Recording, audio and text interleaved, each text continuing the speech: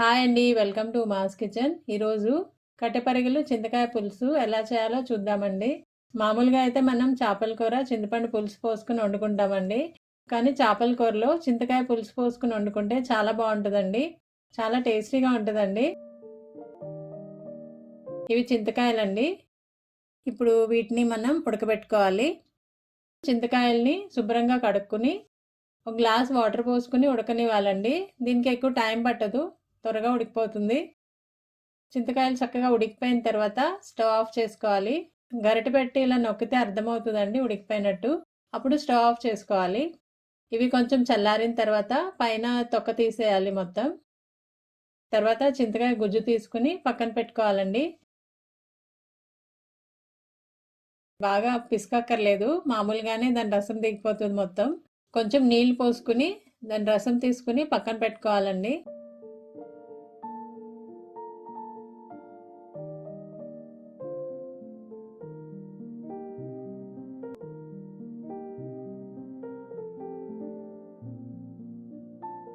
ఇవి చిన్న చేపలండి, కట్టుపరిగెలు. ఇవి చేపల్ని ఫస్ట్ ఉప్పేసి వీటిని శుభ్రంగా కడుక్కోవాలి. ఇప్పుడు ఈ చేపలకి కొంచెం ఉప్పు, పసుపు, కొంచెం కారం వేసుకుని ముక్కలకి మొత్తం పట్టించుకోవాలండి.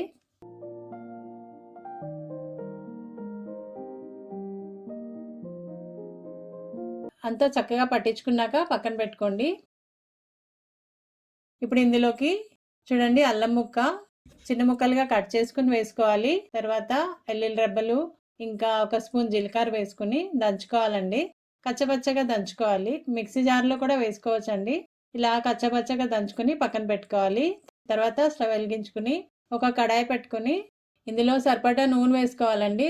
చేపల కూర కాబట్టి కొంచెం ఆయిల్ ఎక్కువ పడుతుందండి. ఆయిల్ కొంచెం వేడైన తర్వాత 2 ఉల్లిపాయలు చిన్న ముక్కలుగా కట్ చేసుకుని వేసుకోవాలి. లేకపోతే కోర్స్గా గ్రైండ్ చేసుకోండి.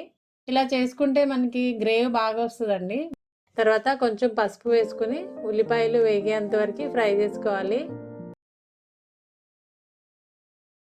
ఉల్లిపాయలు కొంచెం వేగిన తర్వాత మనం దంచిపెట్టుకున్న అల్లం వెల్లుల్లిపాయ వేసుకోవాలండి.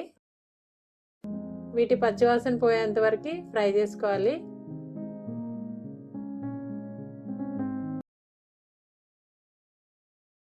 తర్వాత అందులో మీరు తినేదాన్ని బట్టి కారం ఇంకా ఉప్పు వేసుకోవాలండి. పులుపు ఎక్కువ ఉంటుంది కాబట్టి కొంచెం కారం ఎక్కువ వేసుకోవచ్చు. 2 నిమిషాలు వేయించుకున్న తర్వాత చేప ముక్కలు వేసుకోవాలండి.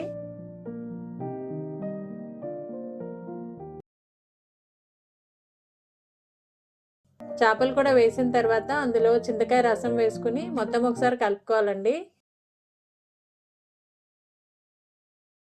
తర్వాత మూత పెట్టుకొని ఉడకనివ్వాలండి. ముక్క ఉడికేంత వరకు ఉడకనివ్వాలి. మధ్య మధ్యలో ఇలా కదుపుకుంటూ ఉండండి చేత్తో, గరిటె పెట్టుకోకుండా. తర్వాత అందులో పచ్చిమిరపకాయలు ఇంకా కరివేపాకు వేసుకోవాలండి.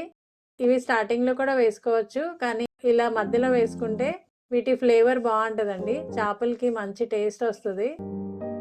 మొత్తం ఒకసారి కలుపుకొని 5 నిమిషాలు ఉడకనివ్వాలండి. పులుసు ఎంత కావాలో అంత ఉంచుకుని లాస్ట్లో కొత్తిమీర వేసుకోండి. ఇంతే అండి, కట్టెపరిగెలు చింతకాయ పులుసు. చాలా బాగుంటుంది. ఒకసారి ట్రై చేయండి. వీడియో నచ్చితే ఒక లైక్ చేయండి. Thanks for watching.